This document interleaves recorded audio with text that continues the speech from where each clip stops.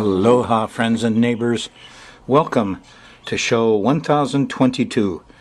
1022 weeks I've served you, never missed. Sometimes if the show doesn't play, it is the fault of, like Ben Franklin said, the publisher. So my apologies on the Big Island for the show being so run into chaotic times and things. They've settled down, I think, and the new times on the Big Island, I got 7 p.m. Thursday. It's 54, channel 54. It's the original show time. And they took the 9 p.m. show Friday, and they put it on channel 53. I don't know why. Anyway, interesting times. You've got a new moon coming up on the 4th of July. This one is a 13 Cancer, and it trines Neptune, and all the Neptune stuff it's fine. Priest, artists, doctor, musicians, chemicals, Monsanto, oil, it's all great stuff. And sextiles Jupiter. The lawyers are happy. It does oppose Pluto. So you're in for a month when you're not happy with the policing of things and the investigations. But it's a lot better than that lousy Grand Cross we're in. Oh, what confusion. Terrible. Some good news is Venus is trining Mars towards the end of your next week. The moon conjuncts it Saturday. Saturday, yes, July 9th. Wonderful social sexy time for you. Have your party then. Well, here's the pattern of planets. My job is to interpret it a bit for you. Saturn's still squaring Neptune pretty doggone tight. But at least after the 4th, we won't have the lunation setting it off. You're going to get one last hit of this. And this lousy Grand Cross with the lunation on it. Let's get into details. If you're on the Friday show on July 1st, you're hitting it. It's Friday night. And here around dinner time is the opposition to Saturn. I'm not liking these politicians. The square to Neptune is all confusion and delusion. And finally a square to Jupiter, which happens around midnight or so. Doing too much. Lawyers aren't helping. Well, all these politicians are lawyers, aren't they? They're all trained in certain things. The laws, that's Saturn. What are laws, anyway? Is that like speed limit laws? I think they're about it. That's silly. Well, Friday the 1st, stay home. Nasty time. Don't go out Friday night. Confusion, you'll lose things. They'll be stolen. They'll be, yeah. Saturday, feel the same way in the morning. By the afternoon of Saturday, we finally get a sextile to Uranus. Common sense clicks in. Hey, those are all my brothers, all these people. What do the Mayans say? In la catch. I am another you. No, not that we're all equal. We're all exactly the same person. We just have different charts. Yes. Anyway, Saturday afternoon and evening could be better if you get into the brotherhood side of things. Sunday, on July 3rd, the moon shifts into Cancer. It's a whole different ball game. We're out of the lunacy of Friday, and we're going into a new lunar cycle, at 12 Cancer. The new moon is actually right about here. It's Sunday night. So, it's late. Be with somebody you love and start a new beginning. This one trines Neptune. You could let go of all that drinking and alcohol and drug use you were doing. Let go of it. There's a trine to Neptune right here. So it's Sunday after dinner. Kind of nice. The opposition to Pluto comes on at 16 degrees. It's right here. It's actually Monday morning at breakfast time. Eek, a bug. A panic. Policemen again. People with guns are dangerous. I think the most The thing that ticks me off the most are the idiots that shot the gorilla.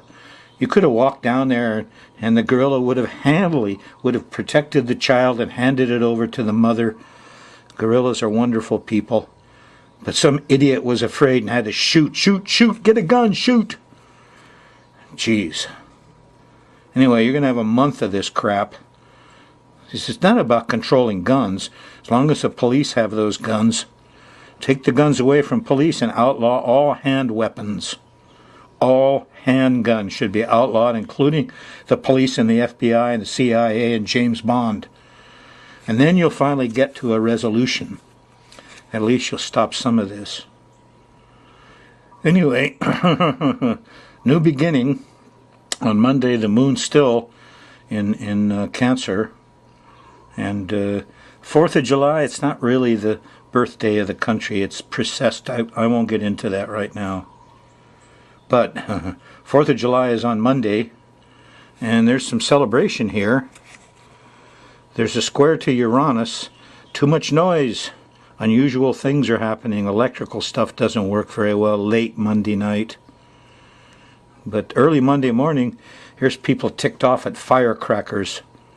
And bang, bang, bang. Everybody's got a little bit of shell shock here. The morning of the 4th of July. So by the time you get to Venus, which is right about here, there'll be some pleasure, fun. The girls are there. Let's go have some fun. And it looks like there could be quite a lot of it there. Tuesday, July 5th, at breakfast time, the moon shifts into Leo, and all of those vibes change. Yeah.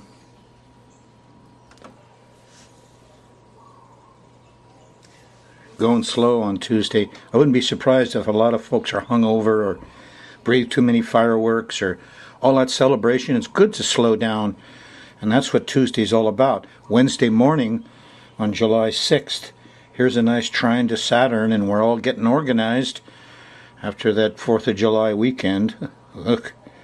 So you'll go to work Wednesday morning and you feel good about being all organized. Wednesday evening late, this is 11 o'clock midnight or so, the moon squares Saturn. Squares Mars, excuse me. There's a square to Mars right there. And at the same time, it trines Uranus. So this could be one of those, if the heat is built up, turn on the air conditioner, turn on the fans. That's what we have to do around here. I got all screens on my house. And I got a couple of fans I use to circulate, get the cool air off the good side, blow it into the bad side of the house. Anyway, you can count on the electrical stuff here. But people are going to get ticked off and angry here also Wednesday night. In la catch, I am another you. Ask yourself what you're protecting. Thursday morning, on July 7th, the moon's still in Leo. And as you go towards the middle of the day, there's a sextile to the sun. Your plans are working out okay. Good day by and large. Moon goes into Virgo just before lunch, and that's not too bad, except it starts to tighten up. Here Friday morning, Eek. Here's that Saturn-Neptune square. Now, we don't have a lunation setting it off, but it's still there. It won't be the craziness. I'd say exaggerated emotion, that's lunacy. It won't be the lunacy you've been used to for the last 6 Fridays or so. But it'll still be here, so Friday morning won't be easy. There'll be confusion, there'll be stops, blockages, silly people making silly laws, huh? So many laws, and they're ridiculous. Anyway, moon goes by the north node here Friday after lunch. Between lunch and dinner, there's a lot of nurturing starts going, and there's a sweet spot here. You see that? It's on Friday. It starts with the north node. It's Friday night when the moon conjuncts Jupiter. Everybody is feeling like celebrating and they're optimistic again. It's quite nice. Some discovery is occurring. Friday night late. Watch Ancient Aliens on TV. My Friday night treat. Saturday, July 9th, the moon's still in Virgo and you hit that sweet spot. Here's where it sextiles Mars in the middle of the day and it sextiles Venus. We're having a party. You could start Friday night and go right through Saturday. Have a delightful time. Stop about 9 o'clock Saturday night when the moon shifts into Libra. Everybody starts to get serious and think about their plan for Sunday. Sunday on the 10th, the moon's in Libra. Not bad. Sextile Saturn in the late afternoon, early evening. We're getting organized. So it's kind of a mixed bag, huh? Boy, will you be glad to get out of this lousy Grand Cross lunation. 14 Gemini. Killed a lot of birds, you know. Yes.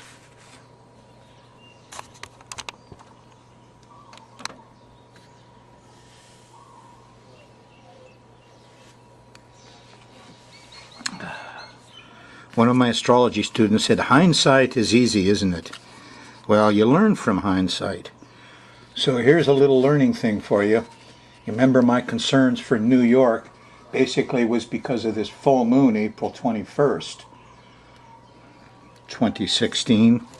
That full moon showed a Pluto on the rising sign, a panicky thing, ran right down through New York.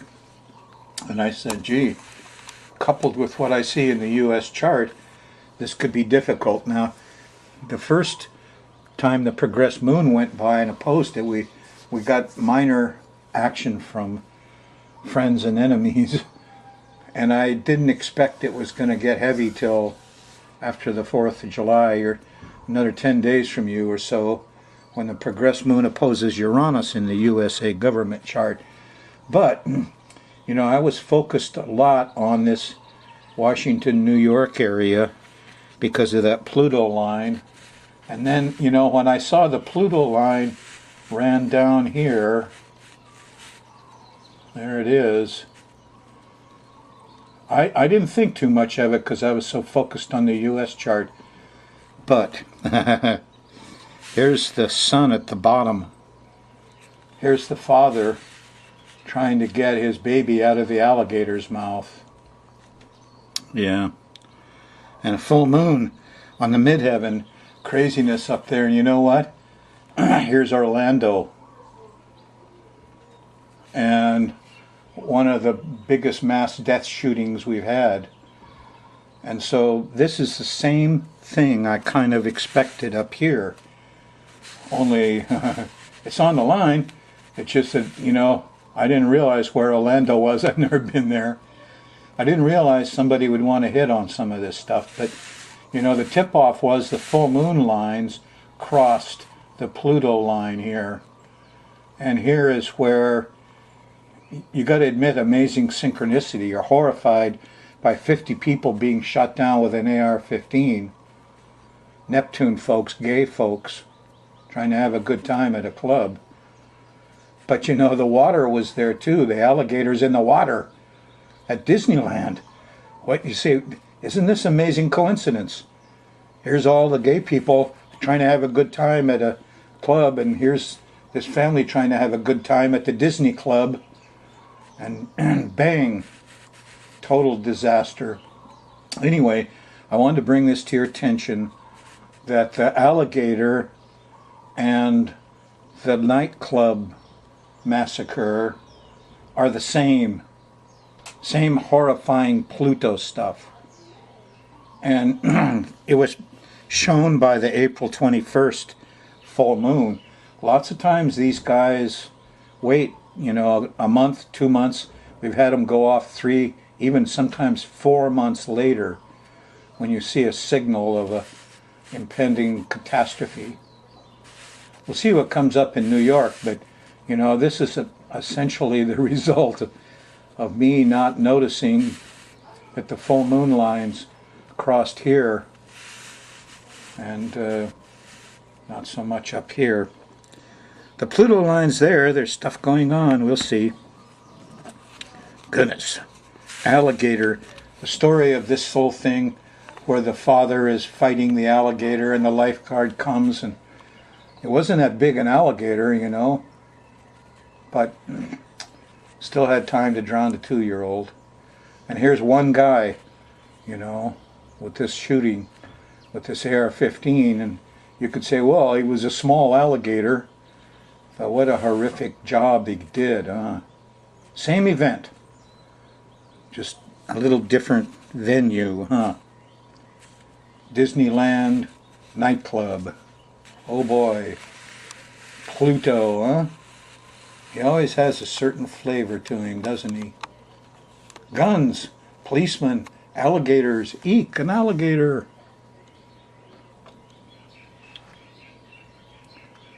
Okay, here's the chart of that full moon in New York. And I didn't do this originally, but here's the way it looks.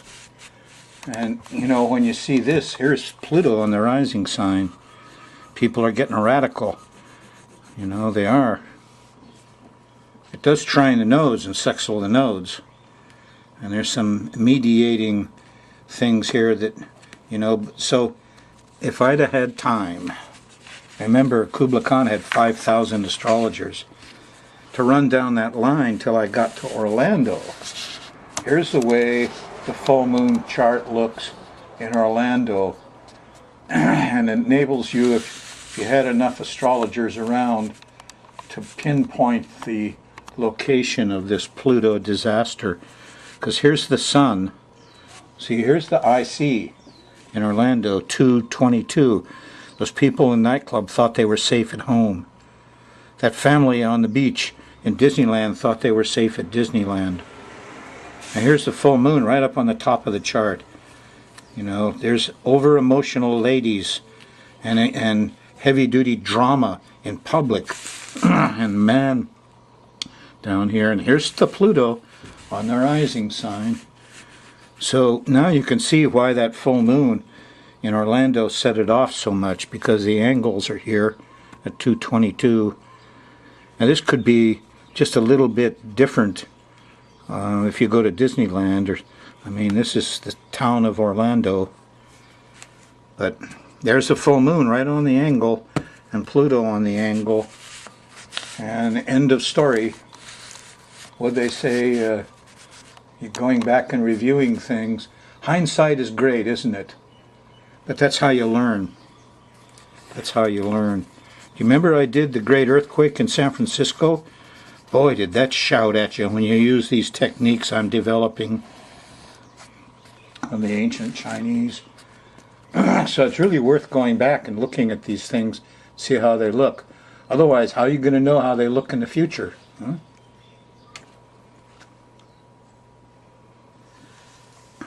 This must have been 40 years ago. Some friends of mine in Honopepe gave me this book. Yeah. Pat, Steve, and little Benji. And, you know, this, it's all about what the sky's like here. And, doggone, when I started looking through this old book, I found an amazing thing. Here's an article, here's this whole thing, several pages. And it's all about when the sky, when the sun casts no shadow. So we're going to talk religion here for a little bit, okay? Because you got some no shadow times coming up. First, let me go over the times, okay? And I made a kind of a mess thing here. This just happened. But if you're in Hilo and Kona, the date is, well, let's see, let's start with the earliest date. Let's start in Lahui and Kapa'a. And your no shadow day is July 11th. July 11th at 12:43, 43 minutes after noon. July 11th if you're on Kauai, okay? Sun's at no shadow. I used to hang this half-inch pipe up, and so I could hang it by a thread, and it would actually be totally vertical, and I'd watch and see when the sun went right through it and made a perfect circle. It's fun. It also tells you when Father's coming to sit with you. Yes, that's what happens. In Honolulu, it happens July 15th at 12:37 p.m., 37 minutes after noon. In Honolulu, there's no shadow. The sun makes no shadow. The sun is Father. Father comes down, sits with you. He's wide open. It's the time you want to talk to God. This is the time to do it. Put some flowers around your piece of pipe or your maypole or whatever. Anyway, find a place. Go sit under a tree. 12:37. Start a couple minutes early. 12:37. A couple minutes later. It's a narrow window. Talk out loud to Father. Pray. Our Father who's art in heaven. Heaven is the sky.